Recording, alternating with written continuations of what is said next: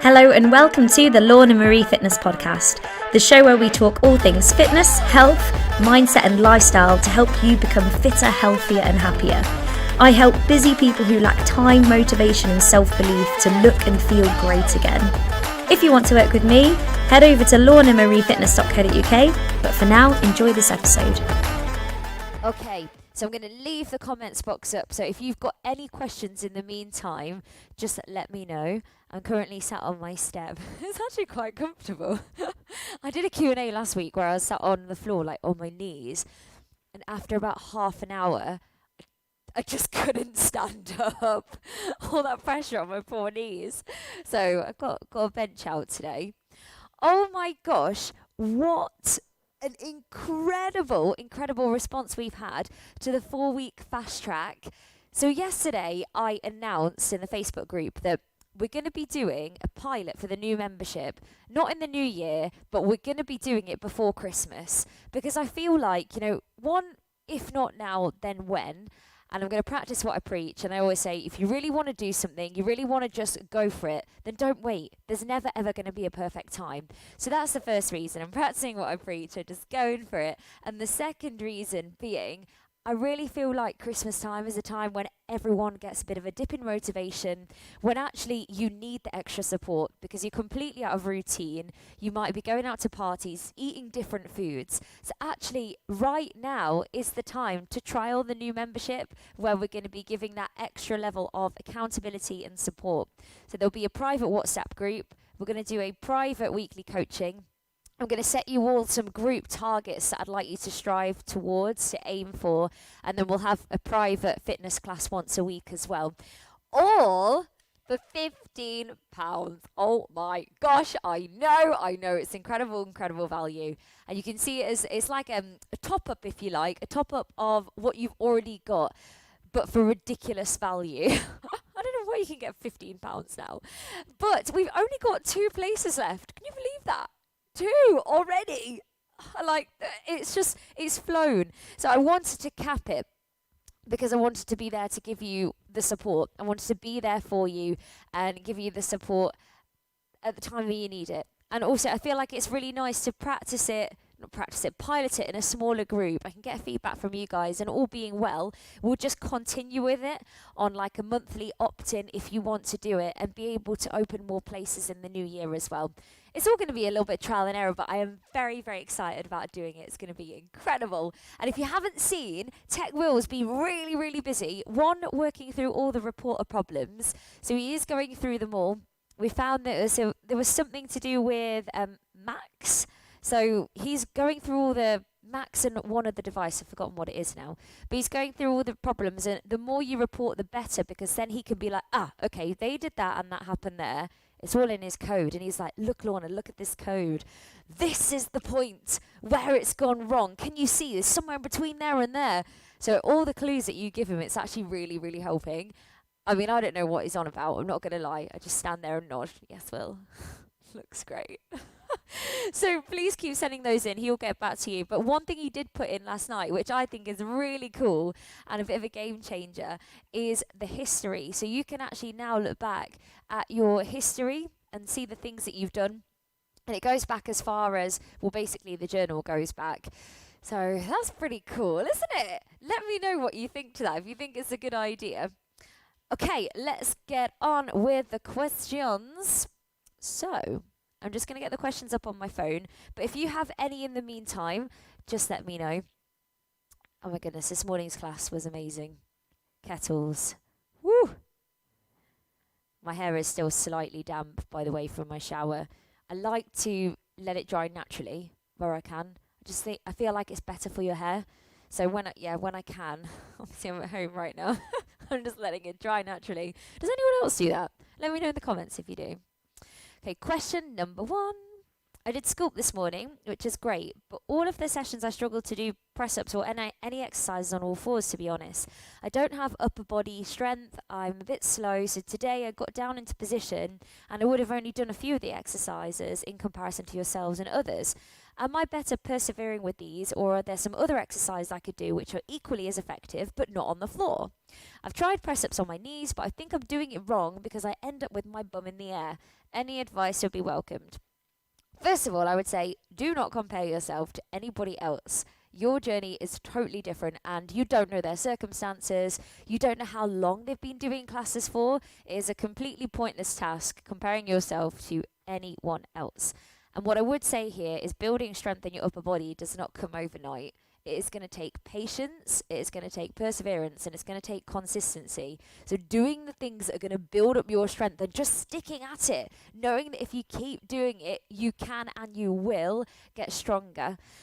Now, there are some things that you can do to help your push-up technique and to help build strength in your upper body. So you can get down on the floor, you can do more repetitions, and maybe, getting up onto those toes one day as well.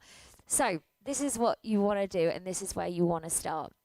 I would go to On Demand and click the How To button, and there's a How To on push-ups, different types of push-ups, and that is where I'd begin, because I break it down and I also say how you can progress your push-ups in that and talk about the proper technique.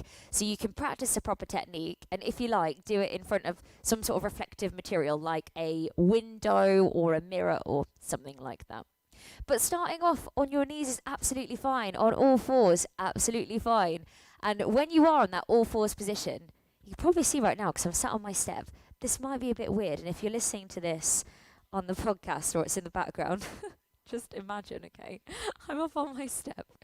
Your bottom is going to be in line with your back when you're on all fours. So don't worry about the bottom if you're on all fours doing it that way. You can also practice with a wall.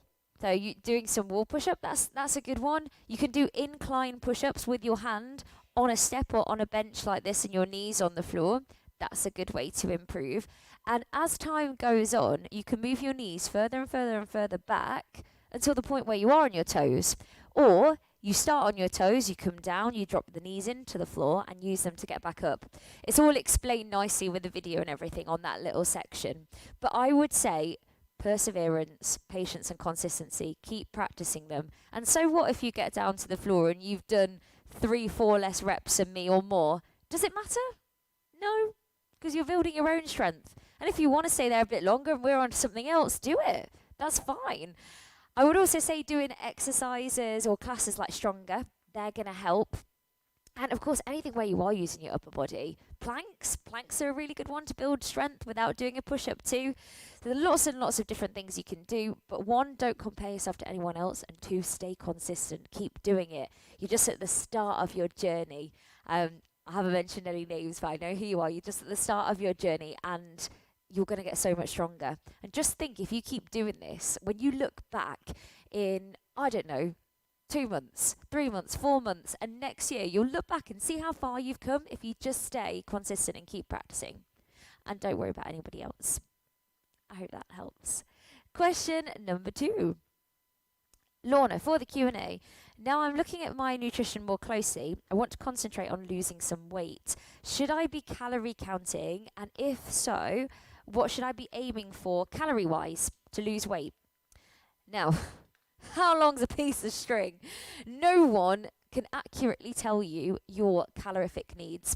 You can go onto calculators like calorie calculators that give you a bit of an estimation, but ultimately there is no exact calculation or computer or person that can tell you exactly what you need. So it's a case of a little bit of trial and error and again a little bit of patience.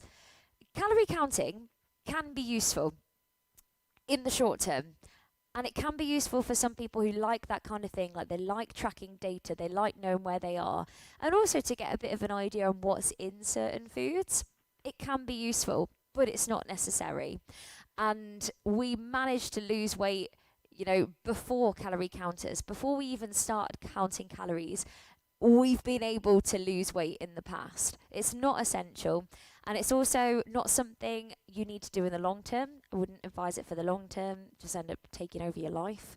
having to think about calories in everything, and sort of takes away that enjoyment side of food. And also, it isn't something that I would recommend for anybody who's got a poor past relationship with food, or if you've got a past history of disordered eating or eating disorders. It's just not a route that I'd even consider or even go down, because it's not necessary. But if you're wanting to lose weight, there's 2 ways that you can do this. Way number 1, we'll start with calorie counting. So where you want to start is go on to a calorie counting app, or you can just literally type calculate my BMR into Google, and it will tell you your BMR roughly for your weight and your height. I say roughly. Like when I work mine out, it's like I should be eating like a mouse, and I don't. Because it doesn't understand my body, my makeup, my genetics. It doesn't understand your stress. It doesn't understand how active you are. So take it all with a pinch of salt, okay? And then it'll ask you your activity level, and then it will times it by like a multiplier to tell you your rough calorific needs each day. Another way to do it is download MyFitnessPal, and you want to pop in there your weight, your height when you make an account, and also put that you want to lose £1 a week. I wouldn't go too far with it. So some people think, do you know what? I want to lose X amount by this amount of time, and I'm just going to go for it. And they end up putting themselves on a diet that is just not sustainable, and it actually makes them miserable. And we don't want to do that. We want to put you on a sustainable diet, so you're losing weight in a healthy way. And then when you reach that ultimate goal, which is maintenance, you don't have to make too many crazy adjustments. And also, you can be on a weight loss diet and it'd be fun. It doesn't have to be horrendous. So if you're going to do that, I'd put in that you want to lose around about £1 a week. Now, to lose £1, you have to eat in a deficit of 3,500 calories. So if you were going to lose £1 over a week, you want to be in a deficit of about 500 calories a day. Another way to do it is just think, okay, take your calories and be in a deficit take off about 20%. Something like that. So if it says that your daily calorie allowance is about 2,000 calories to maintain your weight, and you want to lose £1, you want to be in a deficit of round about 1,000. You want to be eating 1,500 to 1,600 calories a day. And it's important to have a bit of a target range as well, because what happens with a lot of people is when they set themselves a calorie target. So for example, right, I'm going to eat 1,500 calories a day. If they end up going above it, like they say, I've had 1,600, it's like, oh, I failed. I've not done it right. Do you know what? I might as well just start next week. It's all out the window now. It's all out the window. Or what I'll do tomorrow is I'll make sure I'm in a deficit of this, so make up for it. And it ends up being this like almost pull and push relationship with food, and you're having to calculate far too much, and you end up on the wagon and off the wagon. It's really important just to have a bit of a range. So in that case, I would say, okay, we know anything below 2,000 is going to be in a deficit, and we know that to lose £1 a week, you need to be, in a deficit of around about 500. Again, this is all trial and error. If MyFitnessPal says you need to eat this, then if you go a little bit below, a little bit above, it's probably not going to make really any difference. And also, you might want to just see how you get on with that target. So for example, if MyFitnessPal says that you need to be eating 1,600 calories a day, and you say, okay, I'm going to go a range 100 above, 100 below, 15 to 1,700. That's where I'm going to be aiming at, anywhere in between there. And then actually you end up losing 2 or 3 pounds. It's probably a little bit too severe, and you need to up it by 10 or 20%. Maybe just do it moderately. Maybe like up it by, I don't know, by like 10% or something. So then you're saying, okay, I'll just increase it by 100 calories or whatever. Keeping the small adjustments, slight adjustments, and just watch it over time. And also know that scale weight, of course, it's going to go up and down like no one's business for lots of different reasons. So take it all with a pinch of salt, and make sure that if you are weighing yourself, you weigh yourself at the same time every day, and take the lowest weight of the week, compare it over the weeks to take out some of those fluctuations. Or if by weighing yourself it affects your mood and affects how you show up and affects how you eat, don't weigh yourself. Don't need to. You can take progress pictures or measure your progress in more effective ways, like Am I getting stronger? Did I complete my workouts? Have I drunk my water today? Have I eaten enough protein? You can just tick off the boxes like that and the rest will sort itself out, trust me. So, like I said, you can either go onto a calculator, work out your BMR, and then adjust it for your activity level using the online calculators. Then put yourself in a deficit from there, about 20%. That's one way. Or reduce it by around about 500 calories. I prefer the 20% method, if I'm being honest. So you could do that, or you can go onto MyFitnessPal, tell it you want to lose a pound a week, aim for those calories. Remember, a little bit of a range, minus 100 calories, plus 100 calories. See how you get on, monitor it, and adjust it from there. A couple of things you need to be aware of. With MyFitnessPal, you need to be tracking every single thing that passes your lips. The milk in your coffee, the butter on your bread. You need to be calculating everything. Hence why it's not my favourite thing and why it's not for the long term. Also, be aware that on packets, they're legally allowed to be 20% out, which could sometimes throw your whole entire calorie deficit out. They're legally allowed to be 20% out, so don't believe everything you read on the packet. Also, the caloric availability of food is very different. Processed foods are very different to whole foods and foods that are high in protein, which actually, if you eat something that's high in protein, your body uses more energy to break it down. If you're eating something that's already highly processed and already basically, to put in simple terms, kind of chopped up for your body to digest everything, you'll be eating more of those calories than if you are having something that your body is working to break down, or something that your body can't absorb all of. And you basically end up excreting part of it because your body can't absorb every single thing from it. Which is why we always say aiming for less processed foods and more whole foods, not just for that reason, but because they're healthier as well. So that's part of the 70-30 rule. You know, when we say 70% of foods are really nourishing for your body, you're looking at lean proteins. You're looking at foods that are full of fiber, full of whole grains, things that are more natural, right? And then the processed foods, they're going to be in a packet. They're going to have loads of ingredients on the back. They've been to a factory. Stuff's been done to them. Okay, they're your processed foods. Colours have been added or whatever. They're your more processed foods. So that's why we focus mainly on the foods that are really nourishing. So there are a few things to bear in mind if you decide to go down the calorie counting route. It can be effective, it can be helpful, but there's lots of caveats to it as well, really. This is the route that I prefer. So if you're on a weight loss journey and you want to do something that is going to work for the long term, this is what I would do.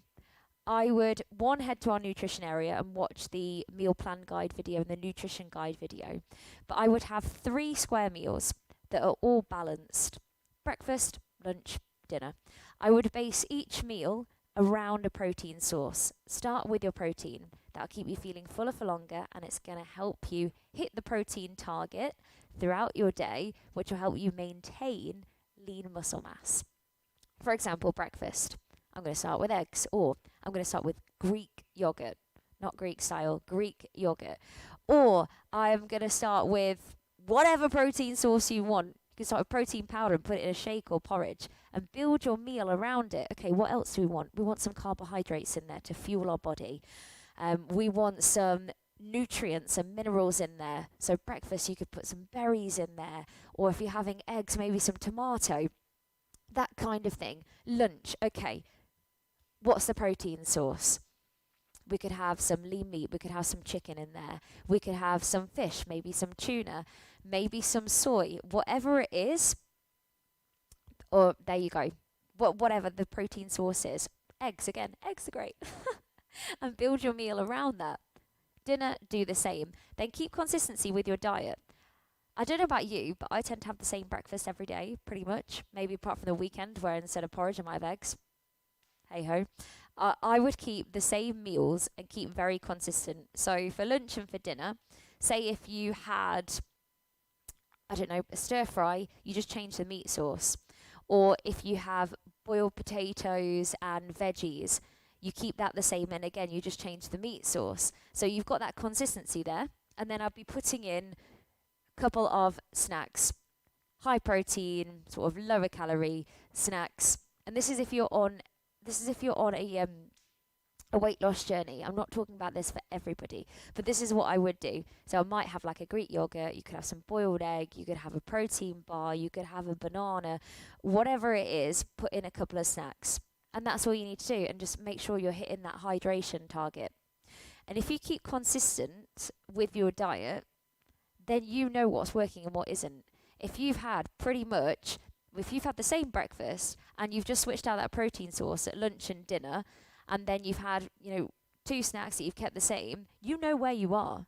You know what's working and what isn't. And I'm not talking about do that Monday to Friday and then the weekend have 3 takeouts and then go out for loads and loads of wine and do this and do that, because then also you're going to throw yourself off. We want consistency. And I'm also not saying that you can't have a wine.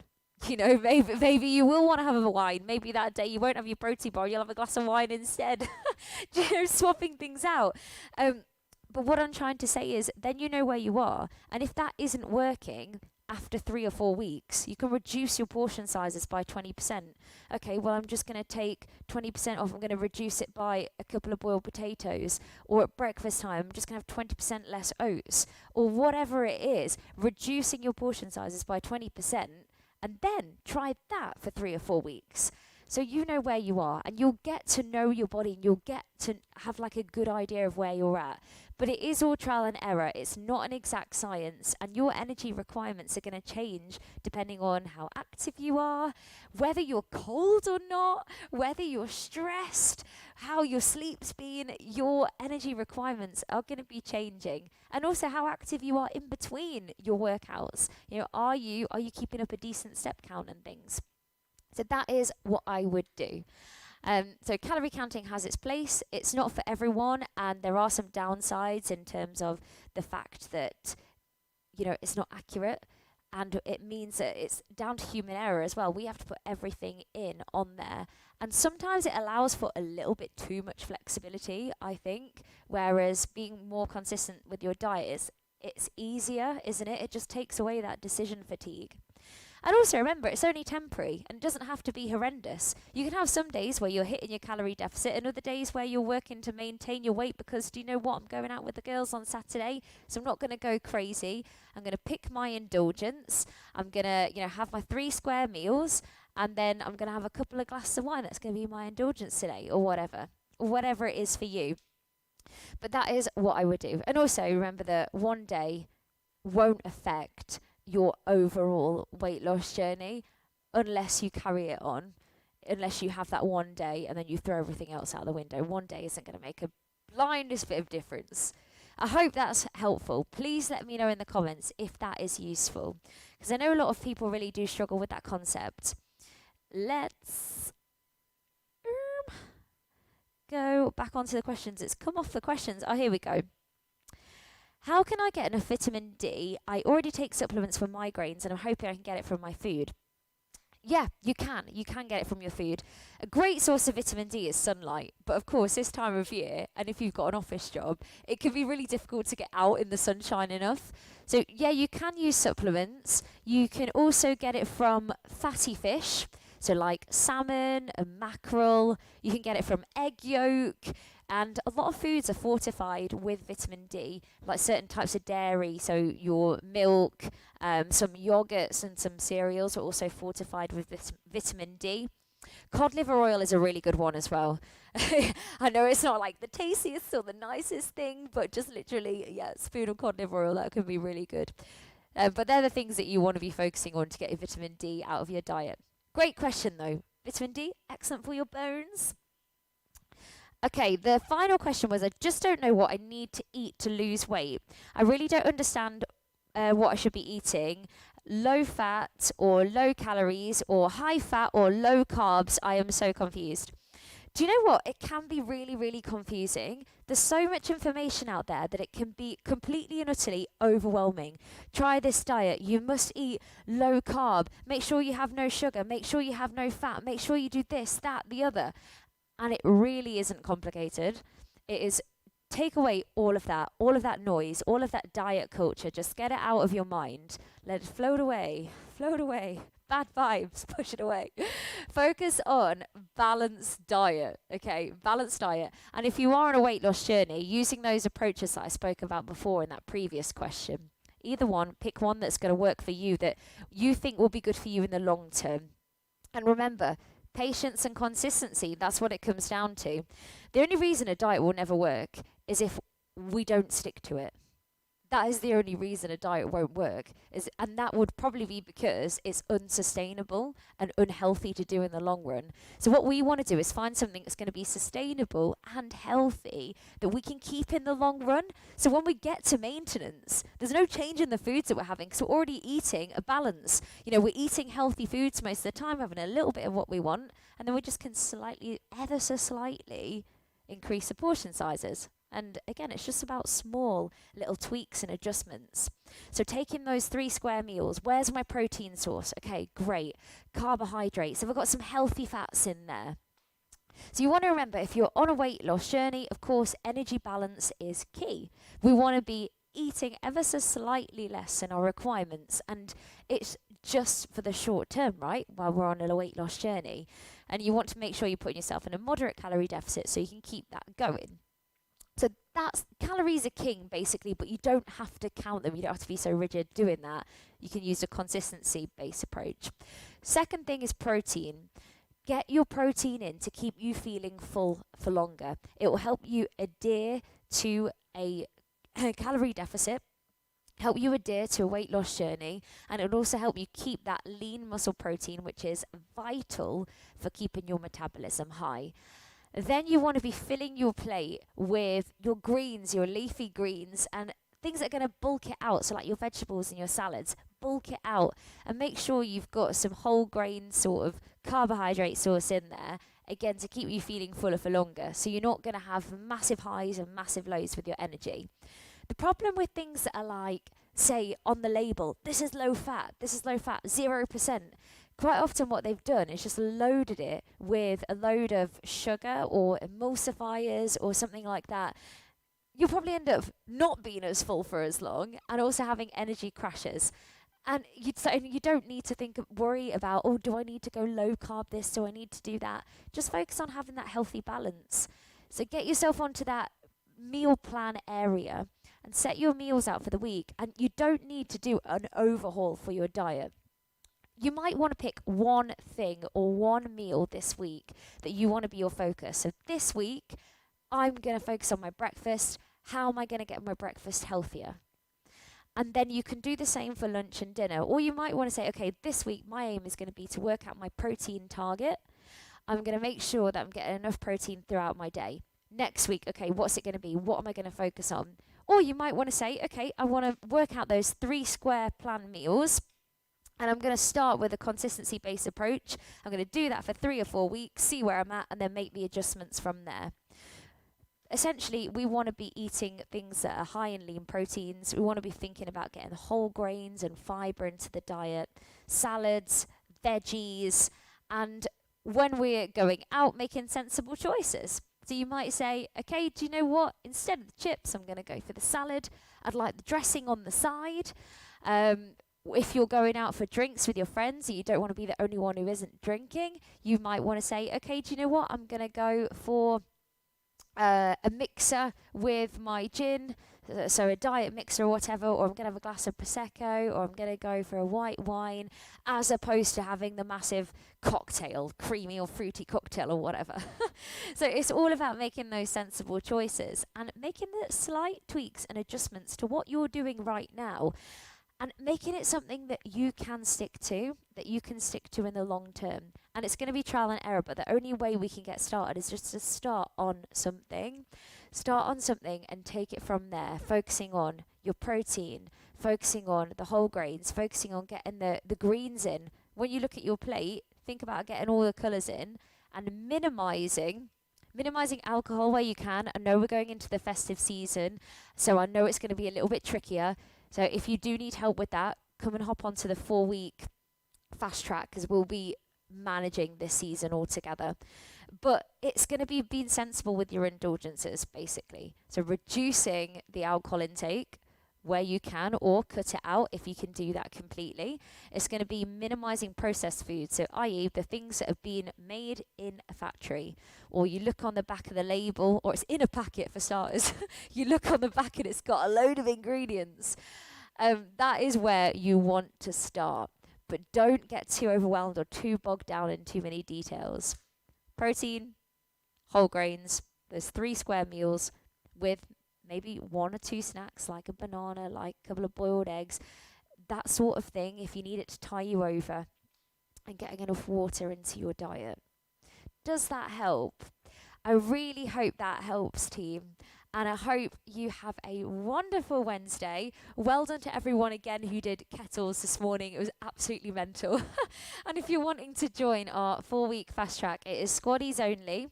It is a pilot for the new membership, which is going to be an add-on for the current membership. So you can basically choose if you want to be, it's almost like part of the inner circle, if you like. If you want to be part of that WhatsApp support group and then have that weekly coaching session, some targets to aim for and a focus, so you're doing it all together, then do come and join us. It's £15 for the month. I've got 2 places left. Aside from that, have a great day, and thank you ever so much, as always, for all your fabulous questions. They really, really were great. Anyway, team, have a good one, and I'll see you soon.